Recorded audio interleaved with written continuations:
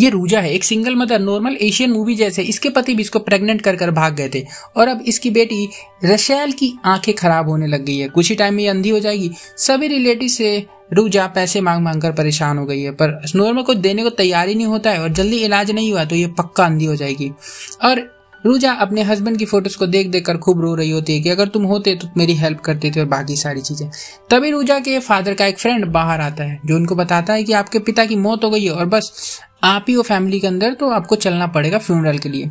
और इनको थाईलैंड लेकर जाने को कहता है। ये जाना तो नहीं चाहती है, पर इसको एक बात याद आता है कि इसके फादर जो काफी रिच है तो वहां से पैसे का जुगाड़ हो सकता है ऑपरेशन के लिए। तो जाने के लिए रेडी हो जाती है। रात को इसके बेड पर एक घोस्ट लेडी आकर इसे वहां जाने से मना करती है, कहती है मत जाना, और ये डर के उठ जाती है और आंखें खुलती है तो ये रास्ते में होती है अपनी बेटी के साथ, जो कि ऑलरेडी पहुंचने ही वाले हैं थाईलैंड में। और यहाँ पर इसके मरे हुए पिता जो कि काफी रिच पॉपुलर एक पेंटर हुआ करते थे, जिनकी पेंटिंग को बहुत महंगे महंगे रेटों में बेचा जाया करता था और लोग दूर दूर से देखने आते थे। घर में काफी बहुत सारी क्रीपी सी पेंटिंग लगी होती है। इन्हीं में से इसकी एक फैमिली फोटो भी, जिसमें इसके पिता की आंखें जो है बिल्कुल रियल लग रही होती है। तुम जहां जाओगे तुम्हें लगेगा वो फोटो तुम्हें ही देख रही है। रूजा डर जाती है, अपनी बेटी को लेकर बाहर जाती है और कहती है वहां पर मत जाना तुम। घर के हाउसकीपर डा भी यहाँ पर आ जाती है।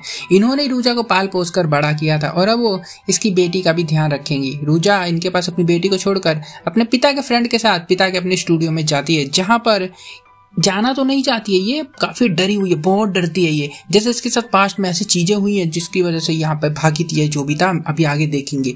अब यहाँ पर स्टूडियो में ये 20 साल पुरानी पेंटिंग दिखाता है इसको, जो रूजा को हिलती दिखती है। ऐसा लगता है कि कोई इनको देख रहा है, इसको देख रहा है पेंटिंग अंदर से, और ये काफी ज्यादा डर जाती है। फ्रेंड बताते हैं कि तुम्हारे पिता ने ये 2 पेंटिंग बनाई थी, इनमें से एक पेंटिंग उन्होंने अपने दोस्त को बेच दिया था और जिसको बेचा था खरीदने वाले की पूरी फैमिली ने फांसी लगाकर जान दे दी। और वहां पर एक लेटर भी छोड़ा था कि जिसकी पेंटिंग है उसको वापस कर दिया जाए। तो पेंटिंग को यहाँ पर वापस लाके रख दिया गया। और जो दूसरी पेंटिंग है ये तुम्हारे फादर ने यहाँ पर रखी थी, इसको बेची नहीं थी। अब इन दोनों पेंटिंग्स को ध्यान से देख लो क्योंकि ये मूवी का मेन पार्ट होता है और दोनों इन पेंटिंग्स को एक रिच पर्सन खरीदना चाहता है। तो मुझे तुम्हारी परमिशन चाहिए क्योंकि है तो तुम्हारे फादर की, और पेंटिंग में थोड़े क्रैक आ गए हैं, तो मेरा बेटा आने वाला टिम वो इसको थोड़े दिनों में ठीक कर देगा। और यहाँ हमें पता चलता है कि रूजा और इसके फादर ना मतलब बनती नहीं थी इन दोनों की। इसके फादर ने यहीं पर फांसी लगा ली था स्टूडियो के अंदर ही। बस फ्यूनरल करके रूजा यहाँ से पैसों को लेकर भागना चाहती है, उसका यही मेन मकसद होता है इधर आने का, और कुछ भी नहीं है। अब यहाँ पर घर में ना रशेल डा से पूछ रही होती है कि तुम्हारी नानी यानी कि रूजा की मोम की मौत कैसे हुई थी। छोटी बच्ची बताती है कि उन्हें कैंसर था। डा कहते सच में कैंसर था या फांसी लगाकर मरी थी, जो कि बात बहुत अजीब होती है। अब डा रशेल के गले में एक मफलर देखती है जो कि रेड कलर का होता है, जिसको देखकर डर जाती है जैसे कि काफी बड़ी बात हो गई है। पूछती है कि मफलर कहाँ से लाई तुम। छोटी बच्ची बताती है कि आपने तो दिया है। डा जल्दी से मफलर को छीन कर भाग जाती है और रशेल पूरे घर में घूमने लग जाती है।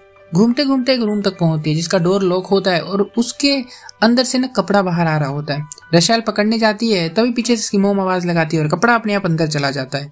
अब रात होने पर डा जंगल में एक टूटे हुए घर के बाहर आई होती है, मफलर को बांध देती है और किसी से माफी मांग रही होती है और तेज हवा चलने लग जाती है। विंडोज में से एक हाथ भी बाहर आता हुआ हमें दिखाई देता है और ये भागती है, पर वो स्कार्फ यानी कि रेड वाला मफलर इसके पैरों में बंध जाता है। इधर घर पर रशेल नाना जी की पेंटिंग देखने की जिद कर रही होती है। रूजा कहती है कि वो पेंटिंग डरावनी है, तुम डर जाओगी, क्यों देखना चाहती हो। और हमें यहाँ पर पता चलता है कि रूजा बचपन में ऐसे ही अपनी मोम से जिद किया करती थी अपने पिता की पेंटिंग दिखने के लिए, पर इसकी मोम ने उसको कभी नहीं दिखाया। वो सब क्यों था ये मैं आगे पता चलेगा। रूजा के पिता पेंटिंग मॉडल ही रूजा के जो पिता थे वो पेंटिंग बनाने के लिए मॉडल अपनी वाइफ को ही बनाया करते थे और भी बहुत गलत तरीके से पेंटिंग्स बनाया करते थे। रूजा की मोम को बिल्कुल भी पसंद नहीं था और भी कई लड़कियां थी जिनके साथ वो ये सब किया करते थे। अब प्रेजेंट में रात को रशेल गायब हो जाती है, पर अचानक वापस रूम में आ जाती है और कोई इसे बेड के नीचे खींच लेता है। रूजा डोर खोलने के चक्कर में अपने आप को घायल भी कर लेती है, पर जितना भी सब होता है ये जस्ट एक सपना था।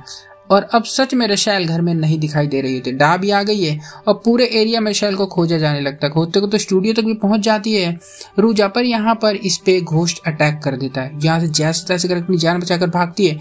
इधर रशेल जंगल में आ गई होती है और किसी से बातें कर रही है। इसे एक काला सा सांप आकर जस्ट काटने वाला था, तभी एक आदमी अगर इसको बचा लेता है और रूजा भी इधर आ जाती है और उसे डांट लगाती है कि तुम जंगल में क्यों आई। रशेल कहती है कि मुझे यहाँ पर एक आंटी लेकर आई थी, मैं नहीं आई। रूजा को भरोसा नहीं होता क्योंकि यहाँ पर इनके घर के अलावा और किसी का घर नहीं है, ना ही कोई आता जाता है। और ये लड़का वो जो फ्रेंड होते हैं ना रूजा के पिता के, उन्हीं का बेटा है जो कि पेंटिंग की मरम्मत करने आया है, जिसके बारे में शुरू में बात हुई थी। अब ये भी घर आता है और रूजा कहती है कि तुम जंगल में क्यों गए थे। ये बताता है कि मेरे पिता ने कहा था कि वहां पर एक नदी है, मैं वहीं देखने गया था। डा के पैर भी घायल होते हैं। रूजा कहती है क्या हुआ। तो ये बताती है कि मैं गिर गई थी, हालांकि गिरी नहीं तो वो जो रेड वाला मफलर इसके पैर में बंधा था तो वहीं पर इसके साथ कुछ हुआ था। और फिर टिम पेंटिंग देखने के लिए आता है। यहाँ पर देखता है तो एक बॉक्स मिलता है। बॉक्स के अंदर ऊजा की मोम के साथ साथ कई और औरतों के फोटो मिलते हैं जिन्हें चैन से बांधा गया है और गलत गलत तरीके से बिना कपड़ों के और भी कई तरीकों से ना उनकी पेंटिंग्स बनाई जा रही होती है, जो कि काफी गलत बात है। और अब पेंटिंग में ना क्रैक्ट बढ़ने लग गए होते हैं धीरे धीरे। टिम जल्दी से रूजा को बुलाने आता है। ये आती है तो पता चलता है कि पेंटिंग में कुछ पार्ट है जो कि एक्स्ट्रा पेंट करके छुपाया गया है। जैसे कि एक पहले पेंटिंग बनाई गई और उसके ऊपर से जो कुछ पार्ट्स थे ना उसके ऊपर अलग सा एक पेंट करके उनको अंदर ही छुपा दिया गया पेंटिंग्स को, है ना। जस्ट ऊपर एक लड़की दिख रही है। अब यहाँ पर ये कहता है कि मैं उन पेंट्स को हटाकर पूरी पेंटिंग देखना चाहता हूँ कि अंदर आखिरकार आपके पिता ने बनाया क्या था। रूजा मना करती है, कहते नहीं, इसको जल्दी से जैसा है फिक्स करो, बेचेंगे हम और बस यहाँ से भागना है मुझे। ये बोलती नहीं, वैसे उसके मन में होता है। टिम बताता है कि क्या तुम्हें इन पेंटिंग्स को देखकर डर लगता है? डरो मत, इन पेंटिंग्स को ऐसे बनाया गया है कि तुम कहीं से भी देखोगी तो ऐसा लगेगा वो पेंटिंग तुम्हें ही देख रही है। और रूजा बहुत ज्यादा डरती है इसी वजह से और ऐसे भाग जाती है। घर पे छोटी बच्ची को रूजा के कपड़े पहना रही होती है बचपन वाले, एक सफेद कलर की जो फ्रॉक बोलते हैं वो। रूजा भड़क जाती है कि ये सब इसको मत पहना और यहीं से हमें इसका बचपन दिखाया जाता है। रूजा जो छोटी थी तो एक घर के बाहर खड़ी थी और वही घर जिसमें हमने डाक को रेड मफलर बांधते हुए देखा था वही टूटा पुराना घर, बट अभी उसकी कंडीशन काफी अच्छी होती है। यही इसके पास एक पेंटिंग होती है और छत पर एक मरा हुआ काला सांप होता है। ओके, अब ना उसके अंदर ब्लड टपक रहा होता है। प्रेजेंट में वही काला सांप इसके बाथरूम में होता है, पर एक्चुअल में वो सांप नहीं था, इसको जस्ट फील होता है। रशेल भी बाहर चिल्ला रही होती है और कहती कि बेड में कोई है। जब नीचे झांक कर देखती है इसकी मदर तो इतने में घोष आकर रशेल की आंखें निकाल लेती है और रूजा के गले में रेड मफलर फंस जाता है और यहाँ पर काफी ज्यादा दोनों को स्ट्रगल करना पड़ता है माँ बेटी को। एक्चुअल में रशेल की आंखें नहीं फूटी होती है, वो जस्ट इसका एक वहम टाइप का होता है। और जैसे तैसे करके यहाँ से ये दोनों बाहर निकलते हैं। टिम के पास आई है हेल्प मांगने, कहती है हमें लेकर चलो यहाँ से बाहर कहीं भी, पर बाहर मौसम बहुत खराब हो गया होता है पर नहीं जा सकते। थोड़ी देर बाद मौसम सही हो जाता है तो रूजा टिम के पास स्टूडियो में आती है और अपनी बेटी को बाहर ही रखती है, कहती है तुम अंदर मत आना। और फिर अंदर जाती है और ये ना पेंटिंग हटा रहा होता है, मतलब पेंटिंग को पूरी तरह से दिखाने की कोशिश कर रहा होता है कि अंदर इख्तिकार है क्या। अब हमें यहाँ पर दिखता है कि एक आदमी की ना चेहरे की फोटो बाहर आ रही है तो इस पेंटिंग में से, और ये आदमी इस पेंटिंग का ओनर होता है जिसकी फैमिली ने फांसी लगा लिया था, मतलब वो भी उस पेंटिंग का ही एक हिस्सा हुआ करता था। टिम और पेंटिंग देखना चाहता है हटाकर, पर ऊजा इसके ऊपर प्रेशर करती है कि छोड़ो ये सब और कहती है हमें लेकर चलो। दोनों को लेकर जाने लग जाते हैं। ऐसे गाड़ी रास्ते में खराब हो जाती है और शैल को एक होश नजर आता है और ये गायब हो जाती है। दोनों जंगल में इस छोटी बच्ची को खोजने जाते हैं और ऊजा को फिर से रेड मफलर खींच के उसी ओल्ड हाउस में लेकर आ जाता है। यहाँ एक लड़की की काफी क्रीपी सी ड्राइंग होती है। बाहर रशेल चिल्ला रही होती है और यहाँ पर जब जाकर देखती है रूजा तो डा ने यानी उसी हाउसकीपर ने इसकी बेटी को पकड़ रखा होता है और गड्ढे में मारने की, धक्का देकर गिराने की धमकी दे रही होती है। कहती है माफ कर देना, मैं ना चाहती हूँ इसको मार रही हूँ। और फिर हम यहाँ से एक पास्ट का सीन देखते हैं जिसमें घोष डा को ऑर्डर दे रही होती है कि रूजा और उसकी बेटी को मार दो, पर टिम आकर डा को उसी गड्ढे में गिरा के मार देता है और इस तरह से उसकी बेटी को बचा लेता है और तीनों वापस स्टूडियो में आते हैं। रूजा बहुत गुस्सा होती है, पेंटिंग बर्बाद करने की कोशिश करती है पर टिम नहीं करने देता। इतने में रशेल में एक आत्मा आ जाती है जो कहती है कि तुम्हारी फैमिली ने जो पाप किया है ना उसकी सजा तुम्हें मिलकर ही रहेगी और पेंटिंग बर्बाद करने से कोई फायदा नहीं। और इतने में पेंटिंग सभी क्रैक होने लग जाती है और उसके अंदर जितना भी एक्स्ट्रा पेंट होता है सब बाहर निकल कर आता है, जिससे लोग घायल भी होते हैं और पेंटिंग का सारा राज सामने आ जाता है। हम देखते हैं कि पहली पेंटिंग में लड़की बैठी हुई है बिना कपड़ों के जिसको बांधा गया है और उसके अगल बगल में ना 3 आदमी बैठे होते हैं बिना कपड़ों के। और दूसरी पेंटिंग की जो मॉडल होती है ना वो बाहर आकर इस पर अटैक कर देते। काफी भूतिया एक्टिविटी होती है यहाँ पर। फिर अगले सीन में देखते हैं टिम को जो कि रशेल, रूजा और अपने पिता तीनों को बांध देता है और अपने पिता से पेंटिंग का राज पूछता है। पास देखते हैं कि आखिरकार चल क्या रहा था। यहाँ पर हुआ ऐसा था कि जो पेंटिंग में जो लेडी थी ना उसका नाम पराग था, ठीक है। अब रूजा के पिता की मॉडल हुआ करती थी और इन दोनों का अफेयर भी चलता था। रूजा के पिता घर नहीं आया करते थे, वो पराग के साथ ही रहा करते थे कभी कभी। और एक रात पार्टी के दौरान रूजा के पिता ने पराग के साथ और अपने 2 फ्रेंड्स और एक टिम के पिता यानी 3 लोगों को पोज करने को बोला पेंटिंग बनाने के लिए और ये पेंटिंग बनाते रहे। पेंटिंग कंप्लीट होने के बाद इन्होंने फ्रेंड्स को उसमें से छुपा दिया और बस पराग को ही दिखा रहे थे, जो कि पहली पेंटिंग जैसा कि हमें पता ही है। अब यहाँ पर ना उसी पेंटिंग को ना उसी तीनों में से एक दोस्त ने खरीद लिया था जिसकी फैमिली ने फांसी लगा लिया था और ये गलत है कि उन्होंने फांसी लगाया था। एक्चुअल में टिम ने उसकी पूरी फैमिली को जाकर खुद मारा था अपने हाथों से, और टिम फिर अपने पिता को यहाँ पर मार देता है और बताता है कि मैं टिम नहीं हूँ, असली टिम को तो मैं काफी पहले मार चुका हूँ, ये कोई और होता है। ये एक्चुअली में उस परांग का ना बेटा होता है, इसका नाम वोरा होता है, जो बचपन में अपनी मोम पर हो रहे ऐसे अत्याचार को देखा करता था, दवाई लगाता था, रोता रहता था और गुस्सा भरता गया इसके अंदर। रूजा बचपन में इसकी फ्रेंड भी हुआ करती थी, मतलब दोनों बेस्ट फ्रेंड थे क्योंकि सेम एज के थे।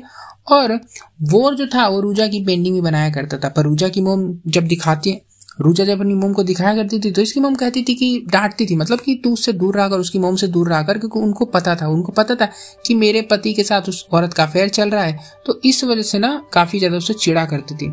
इसलिए एक रात एक तांत्रिक को बुलाया उन्होंने और डाक के साथ परांग के घर पे भेज दिया, उसी ओल्ड वाले हाउस में जो कि अभी नया होता है फिलहाल। और यहाँ पर तांत्रिक के पता नहीं का मंत्र फूके और फिर घर में बहुत सारे काले सांप फेंक दिए, और फिर कुछ हुआ नहीं वहां पर। अगले सीन में देखते रूजा के पिता को, जिन्होंने परांग को ना बांध कर दिया है और फांसी पे लटका दिया होता है, तड़प रही होती है और ये पागल आदमी उसकी पेंटिंग बना रहा होता है। वो रो रही होती है, कह रही छोड़ो छोड़ो, वो मर रही है, बट ये उसकी पेंटिंग बना रहा है। रूजा और वोरा भी ये सब देख रहे होते हैं। वोरा ने बहुत रिक्वेस्ट की अपनी मोम को छुड़ाने की, पर कोई फायदा नहीं हुआ, और रूजा से भी हेल्प मांगता है, पर रूजा के होश उड़े हुए ये सब देख कर तो कुछ करती नहीं है। तभी रूजा की मोम यहाँ पर आती है और कुछ नहीं किया उन्होंने, बस अपनी बेटी को उठाया और यहाँ से चली गई। पेंटिंग बन जाने के बाद परांग और उसके बेटे वोरा को जिंदा, जो कि जिंदा होता है बेटा ना इसका, वो तो मर गई होती है, का पिता और डा दोनों ले जाकर उसी गड्ढे में फेंक देते जिसके अंदर अभी वो गिर के मरी थी, यानी कि वो डा। ठीक है, अब इसलिए वोरा ना बदला लेने यहाँ पर आया होता है, वो गड्ढे में से जैसे तैसे बच गया था और यहाँ पर शैल को मारने वाला होता है, ताकि रूजा फील कर सके कि जब अपने तड़प तड़प के मरते हैं तो कैसा फील होता है। और गन लेने जाता है तो भी इसके हाथ पर सांप काट लेता है, क्योंकि उसके बैग में डा ने सांप डाल दिया था। वो चाहती थी टिम मर जाए क्योंकि उसको लगता था ये टिम है, पर ये तो वोरा होता है। टिम तो पहले ही मर चुका है, इसने मार ही दिया है। वोरा सांप को गोली मारने लगता है पर थक जाता है और फिर रूजा का गला दबाने लग जाता है, पर ये इस पे अटैक कर देती है, इस पे केमिकल फेंक कर इसको अंधा कर देती है, स्टूडियो में आग लगा कर यहाँ से भाग जाती है। और हम देखते हैं 1 मंथ पहले का सीन, और हम यहाँ पर देखते हैं 1 महीने पहले का सीन। रूजा के पिता को परांग की आत्मा ने मारा था फांसी लगाकर उसी रेड मफलर से, ना कि उन्होंने, मतलब उनकी खुद मौत हुई थी। पर परांग जलती नहीं है यहाँ पर आग के अंदर, उसकी पेंटिंग, उसकी आंखें अभी भी मूव कर रही होती है, मतलब पूरी तरह से नहीं मरी, और ये फिल्म जो यहाँ पर खत्म हो जाती है। अगर वीडियो अच्छी लगी है तो वीडियो को लाइक कर देना। ये एक थाई मूवी है जो कि पिछले साल 2022 में रिलीज हुई थी, इसका नाम है द क्रैक्ड। ओके, तो वीडियो अच्छी लगी तो लाइक कर देना। मिलता हूँ और भी ऐसी वीडियो के साथ, और चैनल को सब्सक्राइब कर दो और वीडियोस देखनी हो तो। बाय।